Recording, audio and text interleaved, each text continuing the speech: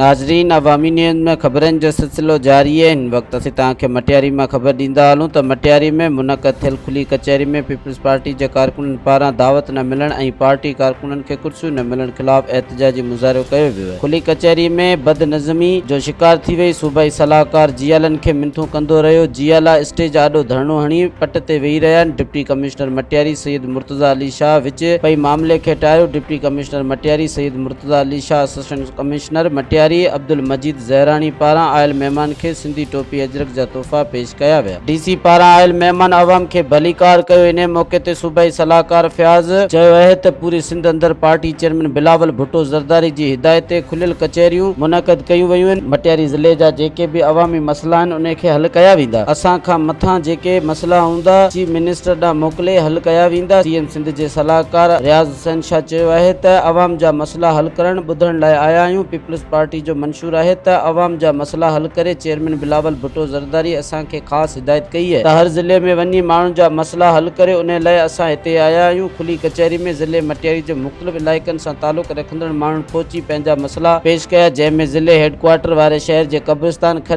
ते कब्ज़ा ऐं गटरनि जो गंदो पाणी क़ब्रिस्तान में छोड़ थियण सां क़बर मसमार थी रहियूं आहिनि। ॻोठ जुमो शौक़ में 30 सालनि खां को बि तरक़ियाती कमु नाहे थियो। हर स्कीम ॻोठ जुमो शौक़ खे नज़रअंदाज़ कयो पियो वञे। न डेरे सिस्टम, नालियूं, न को पेवर ब्लॉक आहे। स्कूलनि में सोलर सिस्टम, डेस्कूं ऐं ॻोठ जुमो शौक़ यूसी शेर मोहम्मद ठोड़ा में अचे थो। अवामी शिकायत उन सां गॾु हेस्को ख़िलाफ़ अवामी शिकायतुनि जा अंबार लॻाए छॾिया। ज़िले अंदर केतिरनि ई हंधनि ते डेरे सिस्टम न हुजण ख़िलाफ़ दाहूं कयूं। खुली कचहरी में अवाम पारां पब्लिक हेल्थ ख़िलाफ़ बि दाहूं कयूं वयूं। मज़ीद खबरों और तफसीलात के लिए विजिट करें हमारी वेबसाइट www.awamiNewsHD.com।